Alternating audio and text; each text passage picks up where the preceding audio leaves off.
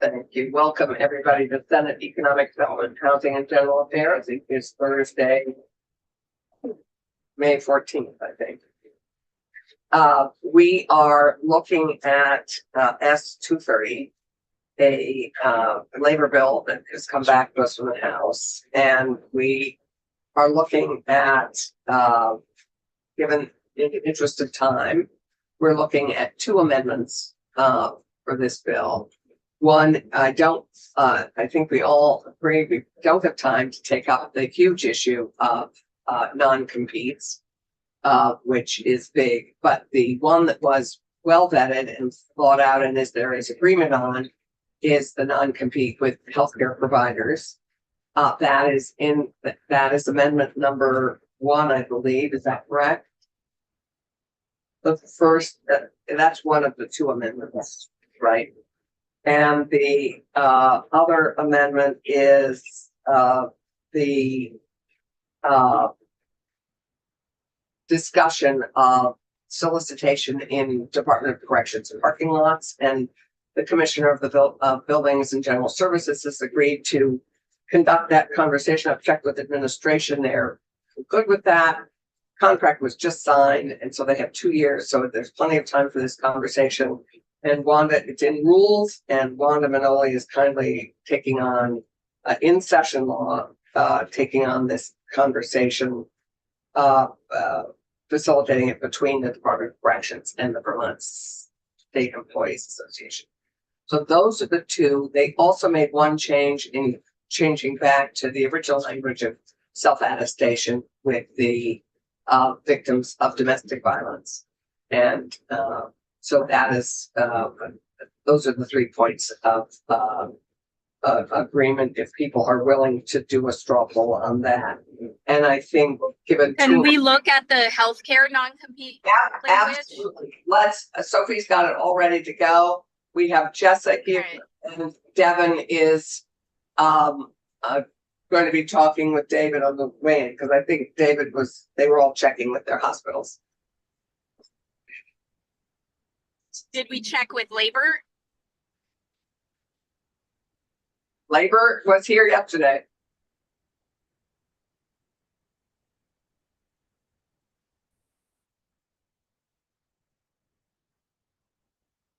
Yeah, so Sophie Sabatney from the Office of Legislative Counsel. This is the language that the committee has been looking at throughout. This was the language that came over from the House. This section has been reworked to remove the non-competes for non-exempt employees. So, but otherwise the language around healthcare providers is the same language that came over from the House. There's no change to that. The only change in this amendment is to strip out the reference to non-competes for non-exempt employees and make it solely about healthcare providers. Right. I don't know if you want me to. Yeah, Jessa, do you want to just reiterate your support for this or whatever you want to say about it? Sure. For the record, Jessa Barnard with the Vermont Medical Society. We've been looking at this language with a whole group of healthcare associations since early in the session. It started way back in the conversation actually around private equity, and then moved over to the labor bills as the more appropriate vehicle. That they seemed to be already dealing with non-competes, and we have not heard any concern that in those conversations on the House side about this language. It is really intended to help make sure there can be continuity of care for patients and address some of the unique access to care issues that Vermont needs around healthcare. Also be able to have out-of-state contract employees be able to be hired by local Vermont healthcare organizations and stay permanently in Vermont if those employees would like to. So we very much support this language and hope it's able to move forward. Thanks. Appreciate that. Is this the mirror language for certain other states like Massachusetts? I think Sophie's looked into the other states. I think there are lots of other states that have this. So yeah, there are many states that have not specific to healthcare providers. This exact language was language that was proposed by the Vermont Medical Society, and I believe it came from a variety of different states. So it's not a cut and paste from a single state. That's So many states have similar language. And is labor, Massachusetts, New Hampshire, Wyoming. or Like- say they're neutral or they're supportive? So there are 16 states that have non-competes for healthcare providers, and then there's just pending legislation in a number of other states. So this is an area where a lot of states have moved specifically in the healthcare area. So I think I have to report this since I reported the underlying bill. That'd be great. Is it fair to say that these states that have these, if we have a nurse in Vermont that's traveling there, then they would not honor a non-compete? That if we issued it here in the state, that they would disregard any non-competes from a contract here in Vermont? Does that make sense what I'm saying? I don't know specifically with regard to traveling nurses, like how that would play out in the particular states, but generally speaking, the goal is to provide freedom of movement for healthcare professionals to make sure that they're, you know, again, I think everyone's dealing with concerns around healthcare and cost of healthcare, and to make sure that you're promoting. What for the good for the goose, good for the gander argument. So if there was a company here in Vermont that had a non-compete on a nurse and they were working elsewhere, would they disregard and ignore that non-compete in one of these states that has this? Jessup Barnard, Vermont Medical Society, it would depend on the law of that state, and not all other states have included the language that's in this draft around, or this bill around these provisions being subject to the law of, say, in this language of Vermont. So that's actually a model that we are suggesting bringing from New Mexico, specifically for this reason around the traveling staff contracts. So some states don't specify in particular, you know, you must subject these provisions to the laws of our state. And so some of those national staffing companies have been trying to get around that by subjecting those contracts to a law of a different state, like where that company is headquartered, if that makes sense. But it really would depend on that state's law where that nurse is. I'm probably gonna say it wrong on the floor, but that's okay. Thank you. I think 16 other states, it's good. So, So- okay, I just gonna. What, I need to understand the definition.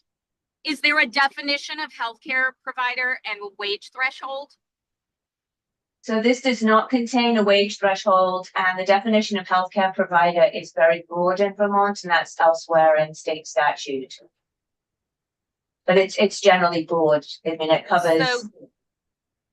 So Keisha, I also understood your question about healthcare unions and where they are with this. I don't know, Jessa, what the conversation was with the unions, but I don't think this necessarily impacts in a negative way union workers. This would only. Have we asked them?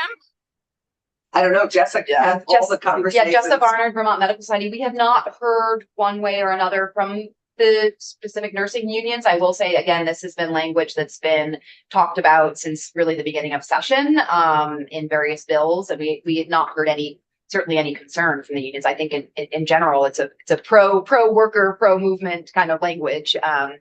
So we have not heard concern. We have been working with a number of other types of healthcare providers who are very supportive. Right.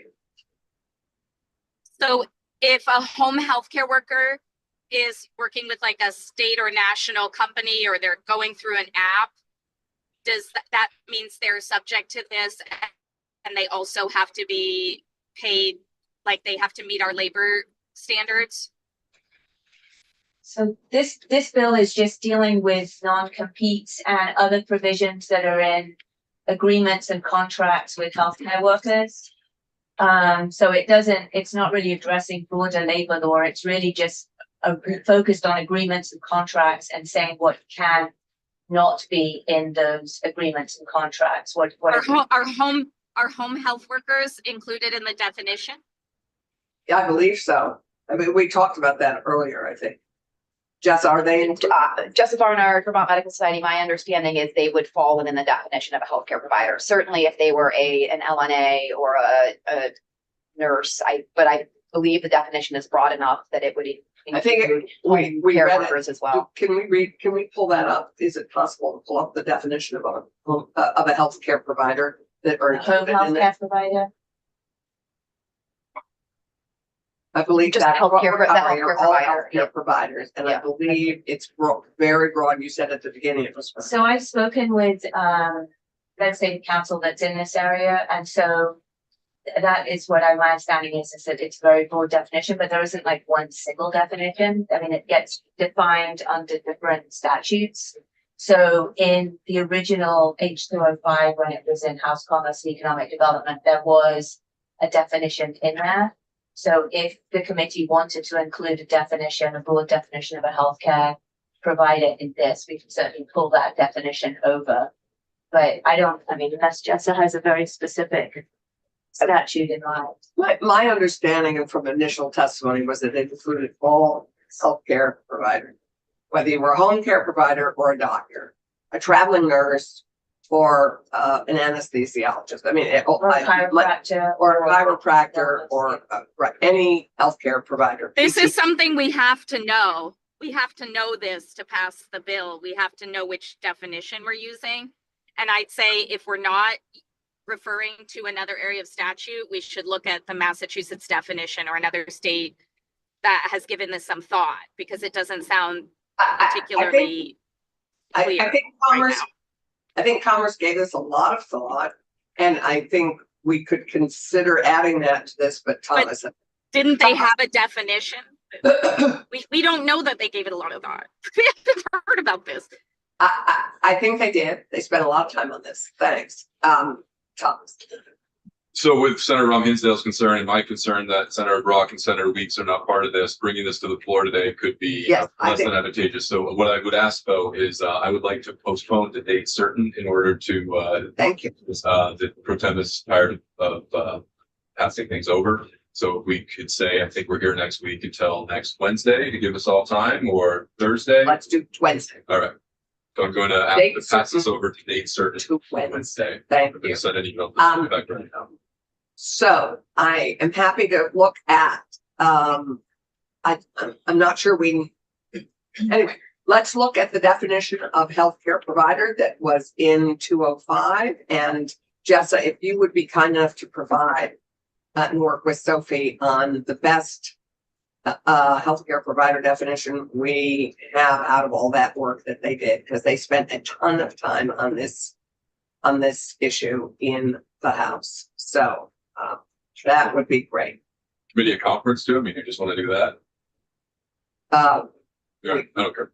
We could do that, but I think this will be fine if we can. If we can. I'd say no. Okay, and then I guess, I don't know. I don't think we have time for all these committees of conference. Okay. well, we're gonna have to make time for the ones that are called. So, the second piece of this is the work with the corrections facilities, and I'm grateful to Wanda for helping move this forward. Otherwise it was going to be a challenge for us to both to get all the parties in line at the end of session. I mean, just given our time frame, it's a bigger issue than we thought, and I'm very grateful to Wanda for keeping this issue alive and moving it forward with VSEA and the Department of Corrections. So I'm hoping people are okay with this amendment. Okay. Fine, okay. Keisha, you okay So with? what's in the bill? I'm parking, but what's in the bill that is must pass now?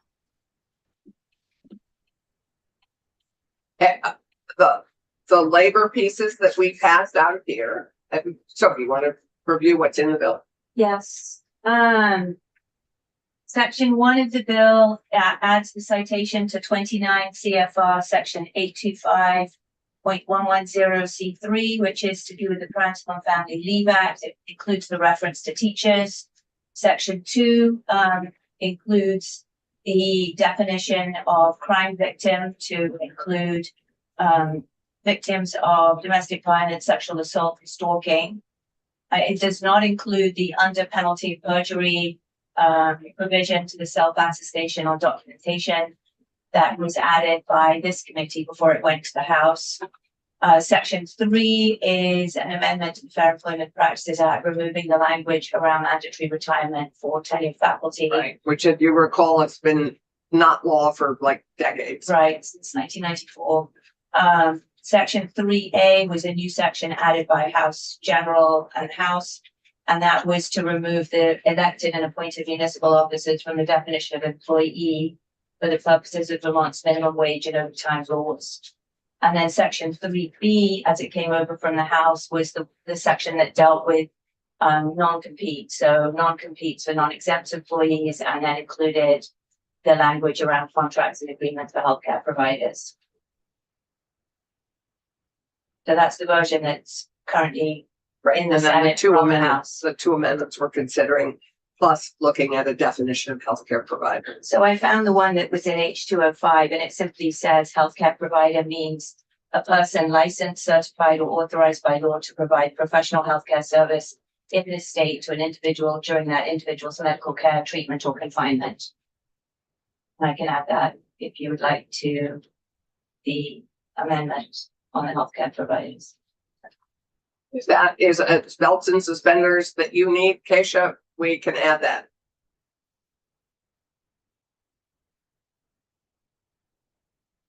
I think she may be walking in. So I think. Jessa, and sorry, Thomas. No, yeah. Jessa, how are you on that? Jessa Barnard, Vermont Medical Society, we're supportive of that definition. That's really taken from the most common definition that's already in Title 18 for healthcare provider. So we're happy to either include all the language or cross-reference to that definition. And somebody who was being paid as a home care worker who was not being paid with a contract or for a company, was just doing it private, unprivate pay, that there would be no a non-compete anyway. Right. Right, because the bill only applies to provisions of an employment agreement. So if they don't Right. have a written employment agreement, it wouldn't apply. But if that person did have a Oh, contract, I think it could apply because it's anyone authorized by law to provide healthcare services. Hi, Randy. Sorry about your travel. Yeah. So we're talking about the healthcare provider. Keisha has been interested in seeing a definition, which we have, that the medical society is fine with. They included it in the non-compete bill upstairs. There is a general provision people tend to be okay with, but if we wanted to include the definition of healthcare provider, we could. And you want to read it again for Randy? Yes. Healthcare provider means a person licensed, certified, or authorized by law to provide professional healthcare service in this state for an individual during that individual's medical care, treatment, or confinement. And I can put it up if you would like on that.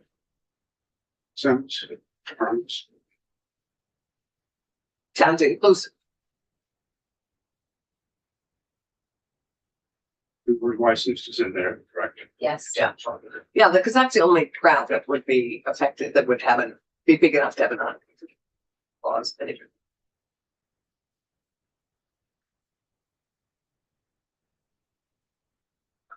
So if we, I could do that this morning if the committee That would wants be- ahead of. So I see two things that I'd really love to know Senator Brock and Senator Weeks are comfortable with. One, the removal of the self-attestation language, which I think was important to Senator Weeks. So I just don't, I think it'd be wise for us to hear from him before we go to the floor. And two, are you two comfortable with what we're doing with the non-competes for healthcare workers? That's what my pause was, but I already sent the email, so I hate to retract it. Retract. Since I just requested to pass this over to date certain until next Wednesday because the pro tem's increasingly frustrated with us passing over bills. This one. but we could also surprise them if we could come into agreement. I mean, if every, I guess Senator Weeks would be the key there. I have some flexibility. But the issue of the non-competes. I'd love to hear Senator Weeks. agreed. And he should be What I'm more here. And interested is a particular commercial non-compete, but the notion of depriving a person of his or her chosen healthcare provider individually by virtue of a commercial non-compete, I'm not wedded to having that kind of non-compete survive. Great. So, I am fine with the provision so far, and I'm happy to add the definition if Keisha would like. I don't know where she is, but my guess is she is in the middle of walking to State House. Keisha, are you able to weigh in? I offered that just because I didn't want you to stress or try to get that quickly. And why don't, we're expecting David any second, in case any second. Instead of sitting around, why don't we go off live for 5 or 10 minutes and then we will be back if you're able to stay, Sophie.